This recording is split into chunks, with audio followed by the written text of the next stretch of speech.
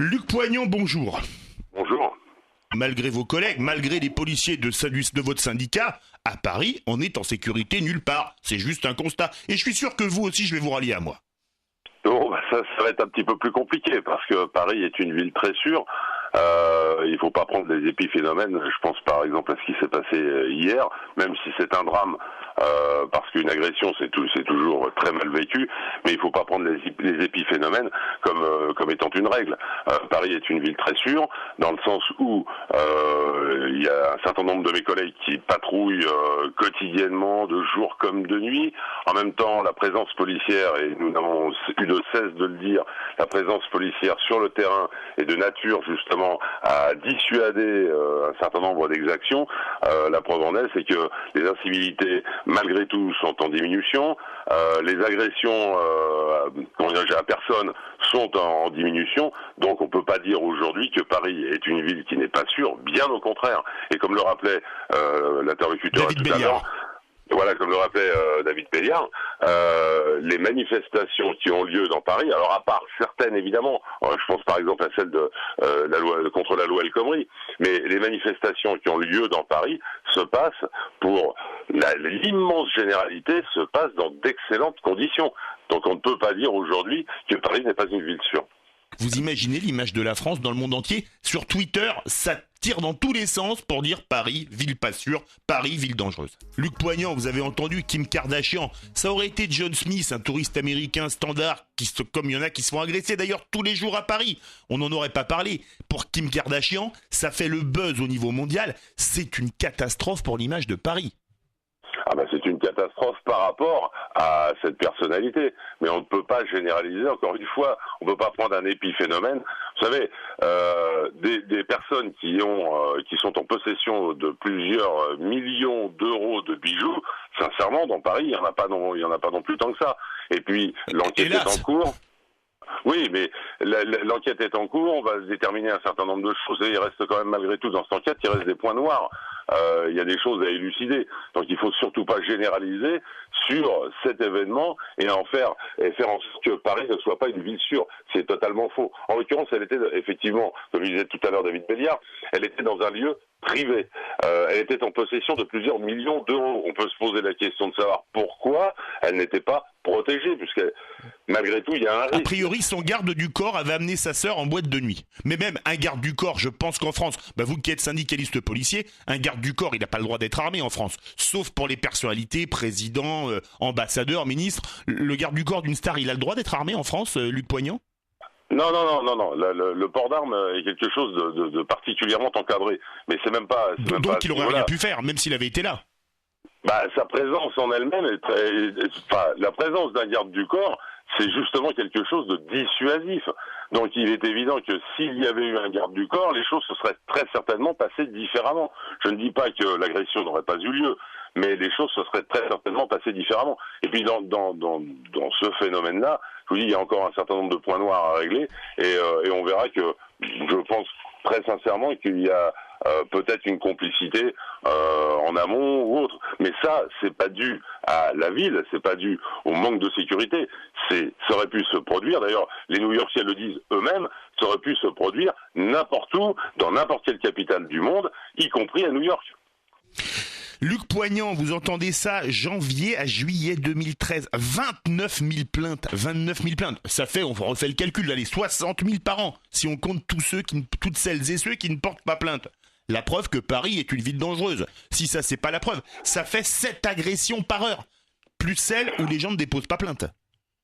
Oui, mais alors je rejoins exactement le point de vue de David Béliard. Hein. Il faut replonger vous ça vous dans la liguez quantité. contre moi, parce que là, vous avez besoin de vous regrouper. Mais pas du tout, parce qu'il y a une question de bon sens. C'est-à-dire qu'en fait, on peut pas estimer que 29 000 plaintes sur plusieurs millions de touristes dans Paris, ce soit quelque chose d'extrêmement phénoménal. C'est effectivement toujours une gêne. Moi aussi, j'ai été victime en Espagne. On m'a volé mon portefeuille. Effectivement, c'est toujours particulièrement gênant. Mais 29 000 plaintes sur des millions de touristes dans Paris, très sincèrement, c'est encore une fois un épiphénomène. Même si effectivement ça reste embêtant, mais on peut pas généraliser en disant que Paris n'est pas une ville sûre. Surtout en ce moment où on a une quantité de mes collègues qui est absolument importante dans les rues de Paris, qui sécurisent les rues de Paris. Vous avez aussi, puisqu'on est en plan Vigipirate, vous avez aussi les militaires. Donc toute cette présence fait que ça fait baisser la délinquance. Mais vous imaginez, Luc Poignant, que c'est 60 000 personnes par an, quand elles rentrent dans leur pays, qu'elles se sont fait détrousser, voler leur portefeuille, leur carte de crédit, etc., elles vont pas faire une bonne pub pour Paris. On est d'accord, mais quand elle raconte ça à des millions de personnes qui reviennent de Paris et qui se disent que c'est une très belle ville, que c'est une ville qui est très agréable, qu'ils ont vu de la police partout, qu'ils se sentent en sécurité, je crois que la balance penche plus de l'autre côté que malheureusement du côté des victimes. Bon, on a Janine au téléphone. Alors aujourd'hui, je suis très mécontente contre vous. D'habitude, je suis toujours d'accord. Mais aujourd'hui, non. Vous êtes en train d'essayer de nous faire pleurer sur une bimbo qui a quand même 10 millions de bijoux qu'ils emportent en voyage et vous voulez en faire une affaire d'État. Moi, je trouve ça indécent. Et je trouve même scandaleux qu'on y donne même une ligne aux informations. Luc Poignant, Janine a mis de l'eau à votre moulin, vous dites, elle a raison, je parie. Mais bien évidemment qu'elle a raison. Je suis parfaitement d'accord. La sécurité, c'est aussi une question de bon sens. Là, en l'occurrence, sur le cas qui permet d'illustrer l'émission, Kim Kardashian, on sait tous que de toute façon, elle prend des photos partout où elle est. Elle exhibe à volonté l'ensemble de ses biens. Donc et là, il y a un manque de jugeote pour le coup, et un manque de sécurité qui va naître de par le fait qu'elle l'exhibe. Mais moi, depuis toujours, j'ai 53 ans, et quand je prenais le bus à l'âge de 16 ans, mon père m'a toujours dit, mets pas ton portefeuille dans ta poche arrière parce que on peut te le voler, etc. Ça date pas d'aujourd'hui, premièrement, et de deux, c'est valable dans n'importe quelle ville du monde. La sécurité par elle-même, c'est aussi l'affaire de chaque individu, et c'est aussi une affaire de bon sens. Il est hors de question aujourd'hui de laisser, par exemple, si par malheur vous avez un billet de banque qui pend de votre poche, il est évident que vous êtes en insécurité, on va vous le retirer. Mais enfin, franchement, la sécurité à ce niveau-là, c'est une question de bon sens. Et on ne peut pas dire aujourd'hui, très sincèrement, que Paris n'est pas une ville sécurisée. C'est pas vrai. Vu le nombre de policiers qu'il y a, vu la qualité du travail de mes collègues, on ne peut pas dire que Paris n'est pas une ville sécurisée, au contraire. Luc Poignant, un acte très rare, 7 agressions par heure déclarées, plus les non déclarées. Il faudrait quand même qu'elle descende de sa tour d'ivoire, Anne Hidalgo. Non, mais alors là-dessus, on peut répondre à plusieurs points. C'est que le maire de Paris joue pleinement son rôle. C'est-à-dire qu'elle défend sa ville, et fort heureusement, c'est bien la moindre des choses. Maintenant, effectivement, il faut faire attention parce que c'est un acte très très rare que de dérober dans un lieu privé une telle somme de bijoux. Mais il faut dire que les gens qui ont les moyens d'avoir 10 millions de bijoux sont très très rares aussi. Oui, mais je vous rappelle quand même que le homejacking, puisqu'en fait il s'agit de ça, il y a des fois où ça se passe quand même pas exactement comme ça s'est passé hier. C'est-à-dire que j'ai eu à connaître d'un cas d'une petite mamie de plus de 80 ans dans une ville parfaitement sécurisée et qui est très calme, qui a été, on peut dire, torturée pendant des heures alors qu'on lui a volé 150 €. Là, c'est pas du tout, on n'est plus du tout dans le même cadre. En même temps, il y a une réflexion quand même, mais là c'est l'expérience qui me fait parler, il faut faire attention lorsqu'il y a un fait divers, parce que c'est un fait divers de cet ordre-là, il faut faire très attention lorsque les politiques s'en mêlent.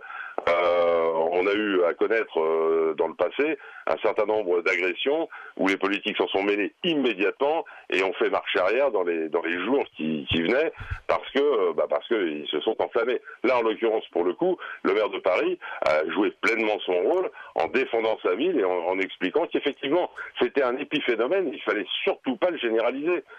Il y a effectivement des milliers de personnes, des millions de personnes qui transitent dans Paris au quotidien. Et très franchement, sur les millions de personnes, je suis quasiment certain que tout le monde se sent en sécurité, à part peut-être une ou deux personnes qui ont été victimes d'un vol à l'arraché ou autre. Mais ça, c'est valable dans n'importe quelle ville du territoire. Une petite nuit qui se fait arracher son son collier, parce que vous preniez l'exemple, mais c'est valable dans le fin fond du Gers, et j'ai rien contre le Gers, mais c'est pas spécifique, c'est pas propre à Paris. Luc Poignant, le nombre de morts sur les routes, c'est infinitésimal par rapport au nombre d'automobilistes. Comme maintenant la police est devenue en grande partie, les policiers sont devenus des fonctionnaires de Bercy parce qu'ils sont là pour prendre de l'argent avec les radars, faudrait supprimer les radars, non ? Non mais alors, c'est pas la police qui prend, c'est pas la police qui devient fonctionnaire de Bercy, puisque les radars, je vous rappelle, sont automatiques. Donc même les policiers ont été remplacés à ce niveau-là. Vous avez des paires de jumelles aussi, mon cher Luc Poignant. Pas vous que oui, je vais l'apprendre. On est bien d'accord, mais alors on sent le vécu. Je sais pas pourquoi, mais on sent le vécu. Non, mais l'insécurité en elle-même, c'est quoi ? C'est un sentiment. On peut pas dire aujourd'hui que 1%, ça soit une généralité.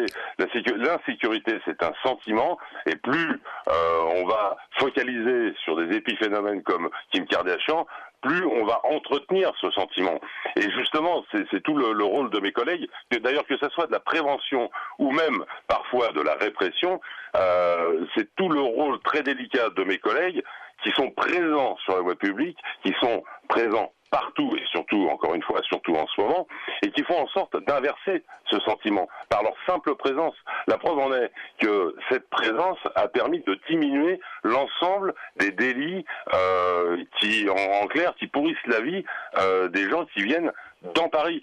Et c'est cette présence qui a fait que ces délits diminuent. Donc on ne peut pas dire aujourd'hui que l'insécurité est grandissante, on ne peut pas dire qu'elle est non plus totalement absente, mais la sécurité à 100% n'existe pas.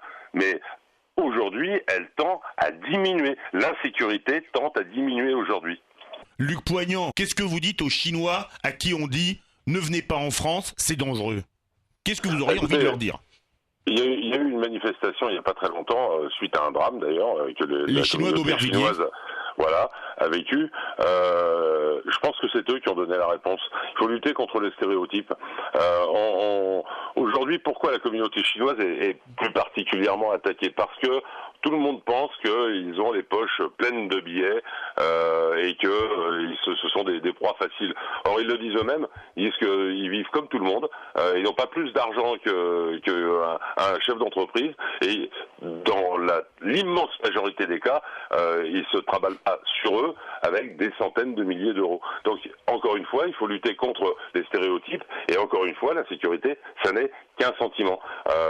Et pour rebondir sur ce que disait tout à l'heure David Béliard, effectivement, lorsque les politiques s'emparent immédiatement d'un fait divers tel que ça s'est produit hier, moi ça me rappelle quelque chose de particulièrement triste au mois de juillet, où les politiques se sont emparés de l'attentat immédiatement. De Nice. On a vu le résultat, on a vu la catastrophe, et en même temps, ça n'est pas de nature, et c'est pourtant leur rôle, ça n'est pas de nature à rassurer la population d'une manière objective.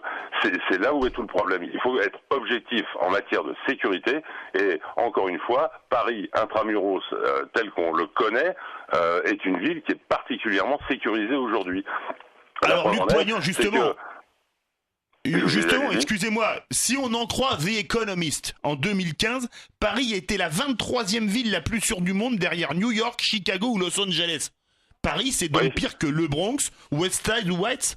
C'est pire que ces quartiers-là, si on en croit The Economist. Alors d'accord, sur combien de capitales au total ? Encore une fois, et je suis d'accord, il faut absolument remettre les choses dans leur contexte. On ne peut pas aujourd'hui faire un amalgame entre différentes capitales. En plus, si vous voulez, il y a des modes de vie qui sont différents, il y a des habitudes qui sont différentes, vous avez des méthodes policières aussi qui sont différentes, et on peut pas faire une classification comme ça à l'aveugle. On peut sincèrement aujourd'hui, vu le nombre de policiers qu'il y a dans les rues, et même si pour un syndicaliste, croyez-moi, j'estime que nous ne sommes certainement pas assez nombreux pour assurer une sécurité encore plus importante, mais vu le nombre de mes collègues qui sont sur le terrain aujourd'hui, et vu le nombre d'interpellations qu'il y a au quotidien, on ne peut pas dire aujourd'hui que Paris, la ville de Paris, est une ville qui n'est pas en sécurité. C'est totalement faux. Merci beaucoup, David Béliard et Luc Poignant.